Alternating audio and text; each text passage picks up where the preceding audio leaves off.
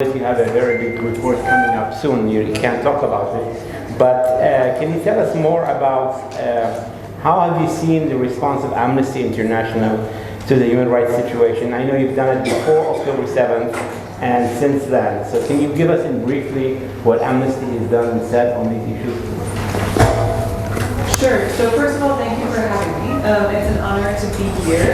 And I want to pick up on something that Francesca said and make a distinction between the UN system, the international human rights legal system.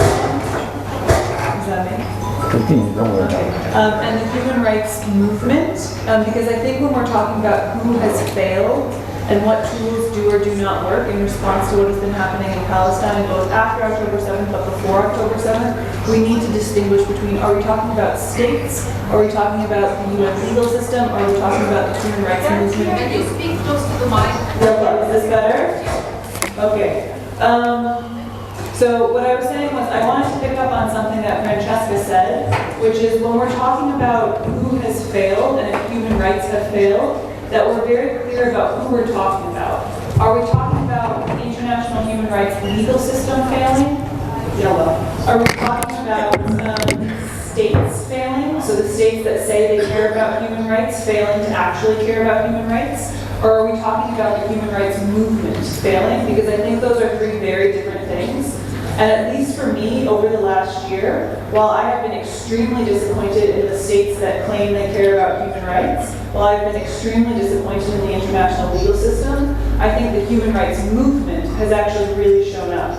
And the video we saw in the beginning showed these amazing protests all over the world on Palestine, on Palestinian rights. And I try and remember that when I get too despairing, frankly, about where we are, because I do think there's some spots of hope about this broader human rights movement really treating human rights as universal, really understanding that you can't just ignore an entire population of people when you say that human rights matter for everyone. So anyways, on that, Amnesty.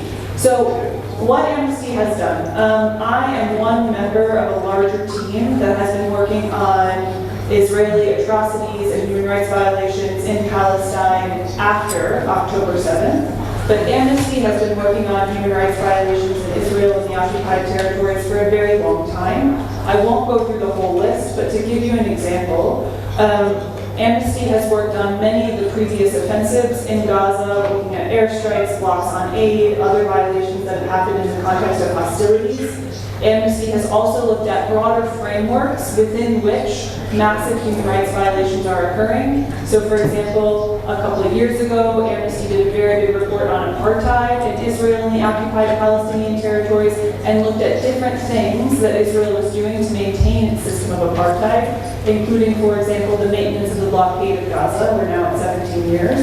And Amnesty has also looked at human rights violations stemming from the occupation and tried to do creative documentation and advocacy work to highlight the role of different actors in maintaining and furthering human rights violations related to the occupation. So for example, the role of online booking agents like Airbnb. After October 7th, let me stop you for a minute and ask you the question. I know that you personally are involved in research on humanitarian access in Gaza. And like journalists, like foreign journalists, like Francesca, I don't think you've been allowed into Gaza either. And so my question is, what were your personal conclusions from your research and the issue of not being allowed to cover the theater of war is something that is unusual and unprecedented. Can you talk about this issue of access, both to the humanitarian and also to the researchers? Sure. So I want to say it's a complete scandal that Israel has not allowed access for foreign journalists and foreign human rights investigators. However, Palestinian... Why is it a scandal? It's a scandal because they should have access. I know, but I want you to explain to us that in normal situations the country is supposed to allow, and can you elaborate on that? So let me talk about humanitarian access then, because that's much clearer. So one of the things that I did over the past year is Francesca brought up the International Court of Justice ongoing case that was brought by South Africa against Israel under the Genocide Convention. In January, the ICJ issued provisional measures orders that basically say there are grave risks to Palestinians' rights under the Genocide Convention, and Israel needs to do 1, 2, 3, 4, 5, 6 to ensure that those rights are protected under the Genocide Convention. One of those 6 orders was to ensure effective humanitarian access and to enable basic services to reach Palestinians in Gaza. That was in January, so a long time ago. So what I did, and what I did with my colleagues, was we said, okay, in the month since the ICJ made that order, which is binding, what has Israel actually done? And what we did was we interviewed the humanitarians that are on the ground in Gaza. We interviewed people who are themselves in Gaza and have been experiencing all of this. And we said, well, what's the situation since before the ICJ order and after? And basically what we found was Israel failed to ensure that sufficient goods and services were reaching people. Israel failed to lift restrictions, open additional access points, put in place an effective system to protect humanitarian workers, because it's not just access. Even for the people who are in Gaza, Israel has repeatedly attacked aid workers. We're now at more than 330 aid workers that have been killed in Gaza just over since October 7th. And we also found, I think quite startlingly, in the 3 weeks after the ICJ issued its order, saying you need to do immediate and effective work to increase aid access, that the number of trucks that were entering Gaza decreased by 1/3. That less fuel got into Gaza, which really matters because Israel cut off electricity to Gaza, so you need fuel for things like baking bread, making water clean, running hospitals, but less fuel got in the 3 weeks after the ICJ order. And we also found that the only crossings that Israel had allowed to open into Gaza were open for fewer days. So the basic finding is that they were not complying with these orders. And you spoke in this session about impunity, and we're trying to find, as you said, some of the international human rights organizations have really come up to that and done well, but others haven't, and governments have done that. And the UN system, where a member state is confiscating equipment of UNRWA, confiscating their headquarters, killing their members, destroying their buildings.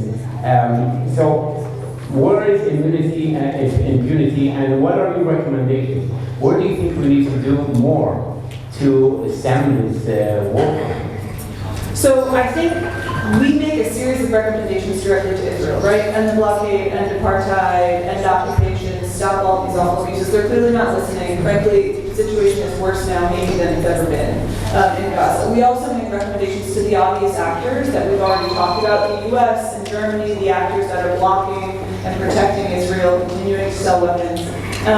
But I think, frankly, where we're at now, and that's why, and I want to be slightly positive, what we've seen over the last year is other states have stepped up. So South Africa brought a case to the ICJ. We now have a case in front of the ICJ. A bunch of other states have now intervened in South Africa's case in the ICJ, trying to put forward information.